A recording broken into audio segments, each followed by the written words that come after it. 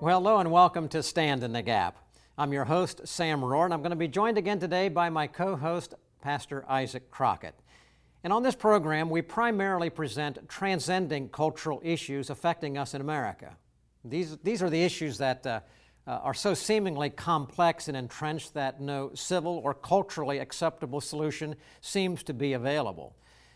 Our next topic for the next two programs will be no exception.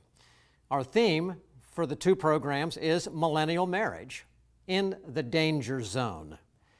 You know, I think we all know that marriage in America has taken a real beating over the last generation as the impacts of the me generation, the sexual liberation movement, and a culture increasingly untethered to moral truth have taken full root. But as we'll learn in these programs, each succeeding generation sees less reason for marriage, as perhaps they see less examples of intact and loving relationships and clearly see a modern society bent on immediate gratification of self and less to commitment, to sacrifice, to duty, to faithfulness, and to things reflecting God's plan for life and living. Well, as a result, the statistics are not good. When it comes to millennials and marriage, we are truly in a danger zone. For instance, in the latest complete year data from 2017, 53% of all births in the United States were to single moms, with 82% of those births at or below the poverty line. And at this time, there's no hard evidence to suggest that the continued collapse of marriage will not even be worse in the succeeding years. But since we know that under any civilization, at any time, nations can only exist when there are intact and solid families, where fathers, mothers, and children are the necessary ingredients for an intact family. And since we know biblically that God's national blessings hinges on nations following God's plan for society, which starts with the man, the woman, and then children, we know we must learn the sobering facts and then run to the principles of Scripture for the answers.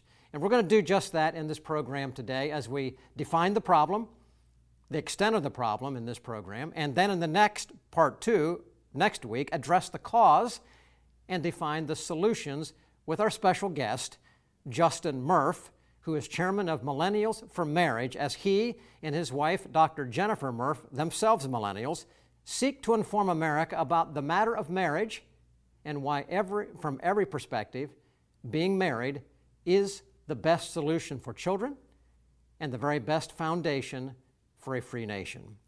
So if you want to know the truth, if you want a solution that's guaranteed to work even in this difficult area, if you want to know what God thinks, stay with us for the next 30 minutes as we together walk through the darkness of today's seemingly unsolvable dilemmas into the light and the freedom of moral truth. Well, Isaac, let me go to you first here for just a quick comment from you. You are a millennial. You are right into the window we're going to be talking about on this program. From your perspective, you're a pastor also, are you generally optimistic for where you see marriage going in your generation and those under you? Or from your perspective, as what you personally witnessed, do you have reason to be very concerned? Well, personally, just personal anecdotes, I see a lot of my close friends it's very encouraging. They love the Lord, they're putting the Lord first, and they're not so concerned about materialism and getting that big house and having all this stuff. They're willing to go literally anywhere in the world. Some of them, helping a church planter in a remote part of our country, others of them going to countries that, persecute Christians. And so that's exciting. As far as looking at a whole, and I'm excited to hear more from Justin about the numbers of it all, but I do fear that as a whole, just looking at my generation, people I grew up with, that don't put a lot of emphasis on marriage. So generally concerned, but very clearly, very hopeful when there are those who, we're going to right up from it, know the Lord and live according to His standards, they have happy marriages. That's right. Okay. Yeah. Well, let's just turn here. Ladies and gentlemen, we're going to play two clips that actually came from data in 2015. The first one is a short commentary from the Wall Street Journal on this area of marriage, and the second from CBS. And then we'll talk about this after we come back. They may be seen as perpetual youngsters by many, but millennials, defined mainly as those born between 1980 and 2000, are getting older. And with aging, they're becoming more and more like generations that came before, in that more and more millennials are starting to get married and have children. Wedding and birth forecasting firm Demographic Intelligence now predicts a coming wave of millennial marriages and offspring. New research shows more young adults are putting off or abandoning the idea of getting hitched. By one estimate, the current marriage rate is at its lowest point in a century, and it's dropping. Millennials are set this year to become the largest part of our population. Bryce Covert is an economic policy editor at Think Progress. Bryce, good morning. Good morning. All right, why are so many millennials deciding not to marry? I think there's a combination of factors. One is just a big social shift. You know, millennials we know are less religious, and I think the country as a whole has really changed the way we view people who live together outside of marriage, who decide to date, to cohabitate, and sort of live independently. But there also are big economic factors here. You know, the millennial generation has graduated into a really tough economy. For them, it really hasn't recovered. Their wages are still really depressed. They've got a lot of student debt, college degrees they may not be able to use. Well, wouldn't that make them more likely to want to marry then? I think actually in this country we've really changed from thinking of marriage as something you do to become financially stable and something you want to do after you're already financially stable. Well, we just watched these two very short clips from 2015, one Wall Street Journal, one CBS Morning. When we come back after this break, we're going to be talking with Justin Murff of Millennials for Marriage about the real facts of what's happening now in 2018. Truth, flexible or permanent? The Bible, ancient history, or powerfully relevant? Culture, a reflection of enlightenment or warning signs? The pastor, commentator, or frontline combatant? Every day, American Pastors Network speaks to these questions where and when they matter. With hundreds of affiliate radio stations nationwide, a website and mobile app screening today's headlines through the twin lenses of the Bible and the Constitution. Educating, informing, equipping. This is the American Pastors Network. The time is now to stand in the gap for truth.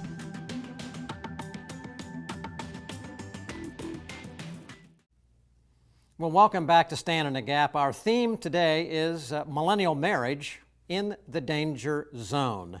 And I want to invite in right now our special guest for this program and next, Mr. Justin Murff. He is the chairman of Millennials for Marriage. Justin, welcome to Stand in the Gap. Thank you, Sam. Great to be with you. We have a lot to cover. I know that our time is really compressed. There's so much information to say, but I hope they get a lot of pieces worked in here. Just briefly, Justin, you and your wife, Jennifer, started Millennial for Marriage. When did you do it, and why did you do it? Yeah, about 5 years ago, I was representing an organization known as the Christian Broadcasting Network at the World Congress of Families, which is a gathering of pro-family, pro-life organizations from around the world. And at that gathering, there were, I would say, probably every major who's who Christian organization in America. And I was the token millennial in the room, the youngest by about 20 years. And it was the questions around the Obergefell decision and same-sex marriage. And they genuinely believed they were going to win the case. And I sat back and said, guys, no, we're going to lose this one. And unfortunately, we're going to lose it for a number of reasons. But if you look at the demographics, you look at the data, you look at the polling, even amongst millennial evangelicals, 70% of whom were indifferent on the issue of gay marriage. What it boiled down to was a realization that for the better part of a decade and really 2 decades, the kind of class of leaders in the United States in the marriage movement have been telling my generation who can and can't get married, but they haven't been making the case for marriage. When almost half of all millennials come from a divorced home, every millennial knows people who are divorced. So the institution of marriage as a whole really was under attack. And so I began to kind of really prayerfully consider and talk with some folks and say, you know what we need is an organization that actually encourages millennials to marry, that actually makes the case for traditional covenant, God-designed marriage between a man, a woman, and God. And so that's what we created Millennials for Marriage for, and have been doing that for 5 years ever since. And that's, Justin, that's a wonderful thing. Now, in this program, we talk about problem, cause, and solution. So I'm going to define the problem. You've kind of laid it out. We saw a couple of those clips earlier. You and I defined the problem as this, that the cultural norm of intact families and marriage no longer exists. Right. And in fact is rejected. That's a very bold claim. You hold to that? Is it really that bad? It is that bad. In fact, so here's some interesting stats. Nearly 40% of all millennials today would be in favor of removing the vow "till death do us part" from their marriage ceremony. Another stat that is surprising is that almost half of millennials would support a trial marriage. So essentially, it's a marriage covenant that's 2 years long. And then at the end of that 2-year period, if you don't want to stay together, you can have a no-fault divorce. Or if you want to then formalize your marriage, you can. And this has actually been tried in countries around the world. Mexico tried to pass this as a law last year, and it failed thanks to conservative Christians in the Senate in Mexico. But we're seeing states begin to flirt with this idea of temporary marriages or state marriages that would be legal only for a short period of time. So the idea of a successful, healthy, long-term marriage really is a hard thing for most millennials to grasp. And you have to take a look and understand why culturally we are where we are today, right? We went from Leave It to Beaver and the Cosbys, which really demonstrated healthy, holistic families. And at least in my generation, I'm 35 years old. So when I was growing up, right, we went from Cosbys to Married with Children, to The Simpsons, then to Friends, now The Bachelor, and so we've seen all these different shows that have brought really the altered view of marriage into normalcy. We've made dysfunction and we've made fractured marriages and fractured homes really the standard. It's the new normal, and it's the modern family. Wow, that's very insightful, Justin. I like how you put that. That really helps explain where we're at and kind of how we got there. You see the media's influence. Back to those clips that we saw before the break. The first one, Wall Street Journal, was a little more positive, kind of like the millennials are just kind of slower to getting to marriage, but it's coming around. The second one was a little, I guess you could say, negative towards it. Could you maybe give us? This is one of the things I enjoy, is that you have so much insight, but these facts on it. Let's look at like maybe 2017 facts. Do you have any data there that would kind of show us where our generation is headed? Yeah, absolutely. So the typical kind of adulting category, right, is you're married and you have a home. And in the 1970s, the average age of marriage was 25, average age of home ownership was 28. And so those skew based upon your year, but generally speaking, in the 70s, that was it. Today, it's 30 and 35 respectively. And so, in fact, the latest numbers is if you look at all millennials who are married and living in their own home that they own, it's only 25% of millennials today. And so, when you've got a quarter of millennials that are, kind of adulting, so to speak, that's a 50% decline from where it was in the 1960s and 70s. So we see that happening. The other issue is really what we call sliding into cohabitation. And so cohabitation numbers have skyrocketed. In fact, they've risen over 1,000% in 4 decades. And so as we look at those dramatic increase, there's kind of this misconception that people have intentionally decided to cohabitate and abandon marriage. And what we're finding is more often than not, people are actually sliding into cohabitation out of financial convenience or really fear. And we can talk about that a little bit later on in terms of some of the reasons, but they're afraid of commitment. They're afraid of making a wrong decision. They're afraid of missing out. And so on all of these different aspects, fear plays a huge role in that. And the culture has essentially sent a message out to people to say, look, the reality is that you need to focus on your career, focus on your finances, and focus on yourself. And if you have all of that figured out, then maybe you can, add another layer of complexity in finding a spouse. And yet, it's culture forgetting the truth of Proverbs 18, right? He who finds a wife finds a good thing. And we stop there, but we forget the rest of that verse, and finds favor with the Lord. And so really a part of having a blessed life, really seeing God's favor in your life, is being obedient to the Lord in marriage, in committing to that covenant, and finding a helpmate, finding that partner that God has intended for you, and then living out that healthy, holistic, Christ-centered marriage. Justin, you bring up a really good point there. So our culture, is there a difference within the American culture? Are there parts, are there pockets in rural areas that are different than metropolitan areas? And are those who profess to be Christians and those evangelicals, are they different than those who don't profess? Are conservatives, liberals, do they all have the same marriage rates, or does it differ between the cultural insets within the greater American millennial population? Yeah, certainly those who live out in rural or suburban communities tend to have higher marriage rates than urban populations. However, most millennials tend to populate now in the urban populations because of jobs. And so we do see this kind of shifting balance of where millennials are, where they're living versus where they're actually getting married and settling down. That age certainly is in the mid-30s now, and so that's kind of becoming the average age. Whereas if you think about it, I got married young. I got married at 24. My wife was 21. We were both finishing school. She was, this was way before she went on to do her doctorate and research. And so we've been able to kind of be that typical, stereotypical young Christian couple that got married. But majority of our friends, no, they've waited until they're in their 30s.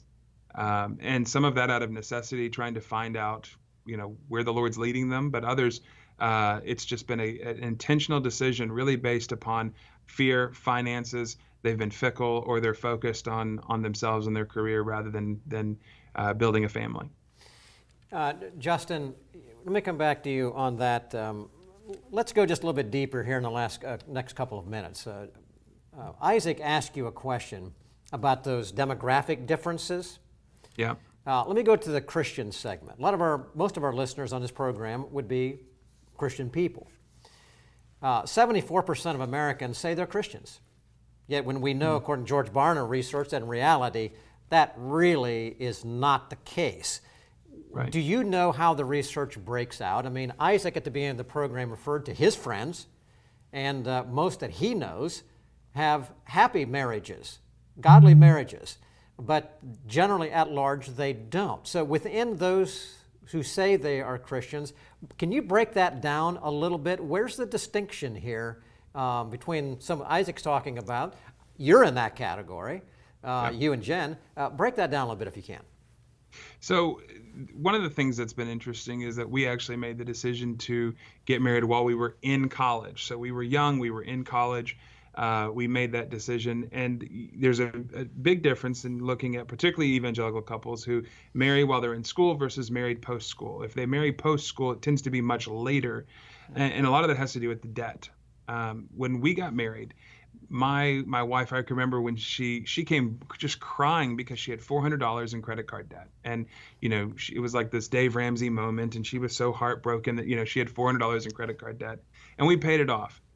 Today, couples are having to say, I love you, but do I love you and your $150,000 or $100,000 or even $50,000 worth of debt on top of my own that I'm bringing to the table?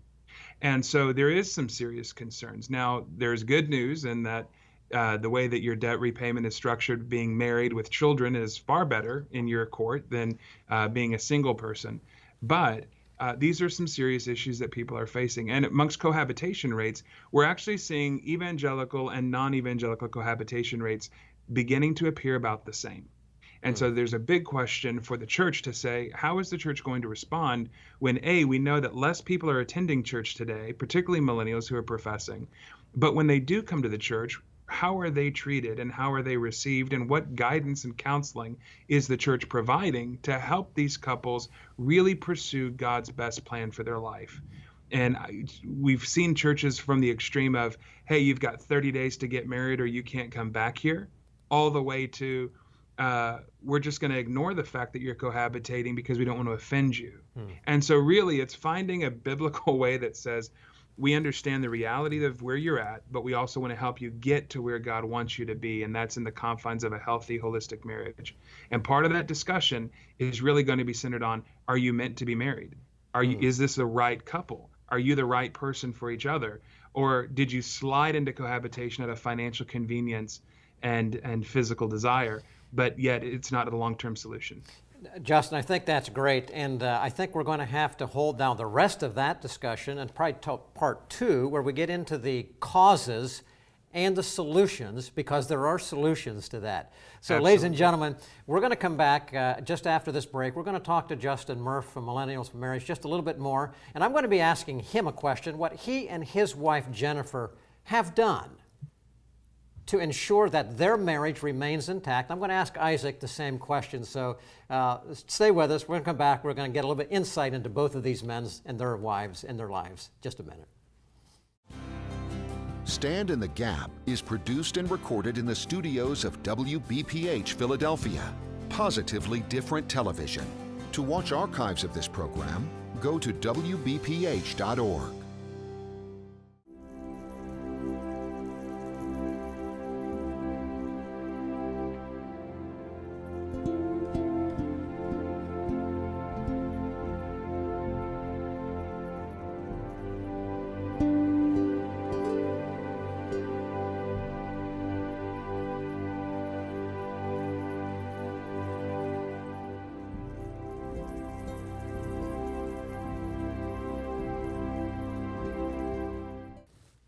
Well, welcome back to Stand in the Gap. Our special guest today is Justin Murff. He's the chairman of Millennials for Marriage. He and his wife Jen are active in encouraging millennials to marry, because that's where God's blessing is. It's good for them, it's good for their children, and it's good for our nation. Justin, just in a minute and a half, that's all we have time here for. In a minute and a half, what have you and your wife Jennifer done? You're coming at marriage, you're advising and encouraging other people to go about a godly marriage. What have you done? What principle have you applied? What commitment perhaps have you made to each other to help ensure that your marriage remains intact? You know, one of the things that we do, Sam, is we do what we call a 5-minute date every morning and every evening. And we're intentional about that. And our kids know, okay, hey, mom and dad are having their 5-minute date. We don't go in the room, right? But it's the time where we sit down and we really ask each other, how are you? How are you doing? What's on your schedule today? How can I pray for you? What's going on? Or how has your day been? How can I celebrate the victories with you today? And being intentional, because with technology, with digital screens, with life, with kids, we've got 4 beautiful daughters. We can literally go days without having a conversation unless we force ourselves to sit down, connect. And you know, when our hearts are connected, when our spirits are connected, when we pray together as a couple, then you know what, when the enemy does bring turbulence, and he will, right? Marriage is not easy. No marriage is perfect. But when the troubles do rise, we're better equipped to meet those challenges as a couple, simply because of the fact that we've been prayed up, stayed up, and we're communicated. And that's really owed to what we call our 5-minute date. We do that every morning, every evening, without fail. That's a good practical approach, Justin. Thank you so much. I'm going to go to Isaac here right now. Isaac, you're about the same age as Justin. You have several children.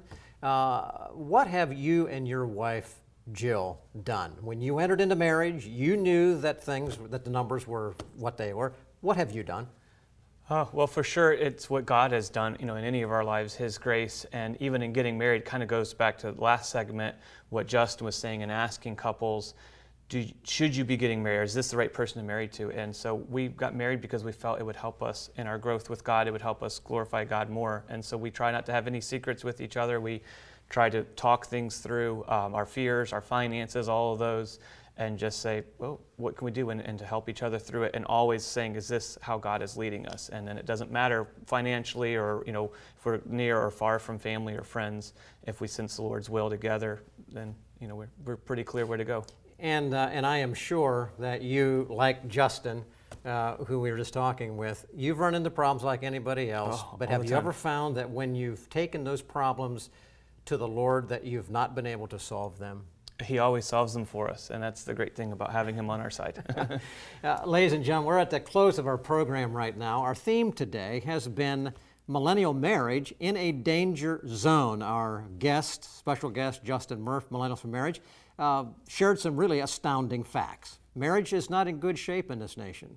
But you heard both of these men, Justin and Isaac, shared in their millennial lives and marriages. They have happy marriages.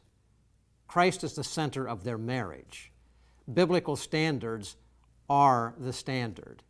And with God's help and commitment to His model, ladies and gentlemen, your marriage, though tough, they're all tough, can be successful. Because in it, God will give you the strength to do what you need to do and bless you, your children, your grandchildren, and all around you. And that's what we need to see today in America.